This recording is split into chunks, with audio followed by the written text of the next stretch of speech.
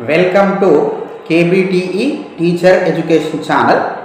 మనం ఈ క్లాస్లో డిప్లొమా ఇన్ ఎలిమెంటరీ ఎడ్యుకేషన్కు సంబంధించినటువంటి సైకాలజీ, తెలంగాణ మరియు ఆంధ్ర రెండు రాష్ట్రాలకు సంబంధించినటువంటి సైకాలజీలో ఇంతకుముందు 3 చాప్టర్లకు సంబంధించి చాప్టర్ల వారీగా సిలబస్ అనాలిసిస్లో భాగంగా వీడియోస్ చేయడం జరిగింది.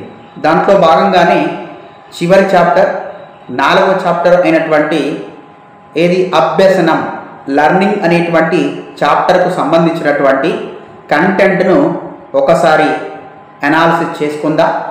సో ఈ అభ్యసనం అనేటువంటి దాంట్లో మొదటి సబ్ టాపిక్ ఏంటి అంటే అభ్యసన నేపథ్యాలు.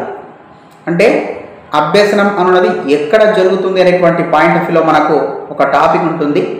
సో దీంట్లో భాగంగా అంటే గృహంలో అభ్యసనం ఎలా జరుగుతుంది, పాఠశాలలో అభ్యసనం ఎలా జరుగుతుంది, అదేవిధంగా పరిసరాలలో అభ్యసనం ఎలా జరుగుతుంది లాంటి అంశాలన్నింటినీ కూడా మనం ఈ సబ్ టాపిక్లో నేర్చుకోవడం అన్నది జరుగుతుంది. నెక్స్ట్ 2వ సబ్ టాపిక్ అట్లా తీసుకున్నట్లయితే అభ్యసనాన్ని ప్రభావితం చేసే కారకాలు. ఖచ్చితంగా పాఠశాలలో కానీ గృహంలో కానీ పరిసరాలలో కానీ అభ్యసనం జరుగుతున్నప్పుడు ఖచ్చితంగా వాటిపైన కొన్ని కారకాలు ప్రభావితం చూపుతాయి. ఆ కారకాలు ఏంటి అని అనుకున్నప్పుడు దీంట్లో ప్రేరణ, అంటే ప్రేరణ ఎలాంటి అభ్యసనం పైన ఎలాంటి ప్రభావాన్ని చూపుతుంది, అదేవిధంగా వైఖరులు ఎలాంటి ప్రభావాన్ని చూపుతాయి, అదేవిధంగా ఉద్వేగాలు అభ్యసనం పైన ఎలాంటి ప్రభావితం చూపుతాయి, అభ్యసన వాతావరణం అన్నది అభ్యసనం పైన ఎలాంటి ప్రభావం చూపుతుంది, అదేవిధంగా ప్రేరణ అన్నది కూడా ఎలాంటి ప్రభావం చూపుతుంది, అభిరుచులు, సహజ సామర్థ్యాలు, స్మృతి, విస్మృతి, అదేవిధంగా మూర్తిమత్వం ఇవన్నీ కూడా పిల్లల యొక్క అభ్యసనంపై ఎలాంటి ప్రభావం చూపుతాయి లాంటి అంశాలన్నింటినీ కూడా మనం అభ్యసనాన్ని ప్రభావితం చేసే కారకాలు అనేటువంటి సబ్ టాపిక్లో భాగంగా నేర్చుకోవడం అన్నది జరుగుతుంది. అదేవిధంగా 3వ సబ్ టాపిక్ని తీసుకున్నట్లయితే అభ్యసన దృక్పథాలు, తరగతి బోధనలో వాటి యొక్క అనువర్తనాలు.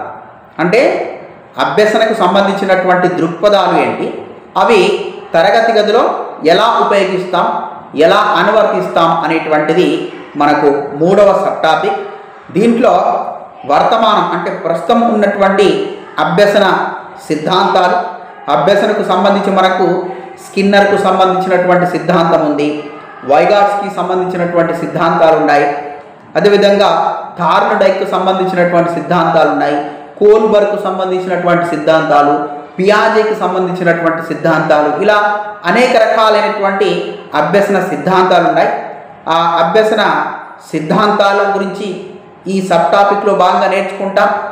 అదేవిధంగా పునరావృత్తం అంటే ఏంటి, అభ్యాసం అంటే ఏంటి, ఈ పునరావృత్తం అభ్యాసం అన్నవి అభ్యసనంలో ఎలాంటి పాత్రను పోషిస్తాయి, అదేవిధంగా మార్గదర్శక విచారణ అంటే ఏంటి, సమీకృత ప్రకల్పనలు అంటే ఏంటి, సహచర్య అభ్యసనం, సహకార అభ్యసనం, అదేవిధంగా అభ్యసనకు సంబంధించినటువంటి వివిధ రకాలైనటువంటి వనరులు, సామూహిక కృత్యం, తరగతి గది సంబంధించినటువంటి చర్చలు, అదేవిధంగా అభ్యాసకుని యొక్క స్వతంత్రత, అదేవిధంగా సౌలభ్యకర్తగా ఉపాధ్యాయుడి యొక్క పాత్ర లాంటి అంశాలన్నింటినీ కూడా మనం 3వ సబ్ టాపిక్ అయినటువంటి అభ్యసన దృక్పథాలు, తరగతి బోధనలో వాటి అనువర్తనాలు అనేటువంటి సబ్ టాపిక్లో భాగంగా నేర్చుకోవడం అన్నది జరుగుతుంది. నెక్స్ట్ 4వ సబ్ టాపిక్ని తీసుకున్నట్లయితే అభ్యసన వైకల్యాలు. అంటే అభ్యసనకు సంబంధించి కొన్ని వైకల్యాలు ఉంటాయి. ఆ వైకల్యాలకు సంబంధించినటువంటి అంశాలన్నింటినీ కూడా మనం ఈ సబ్ టాపిక్లో నేర్చుకోవడం జరుగుతుంది. సో ఈ సబ్ టాపిక్లో భాగంగా మనకు పాఠశాలలో బయట ప్రపంచంలో మనం పిల్లలు చూస్తున్నప్పుడు వాళ్ళలో కొందరు ప్రత్యేక అవసరాలు కలిగినటువంటి పిల్లలు ఉంటారు.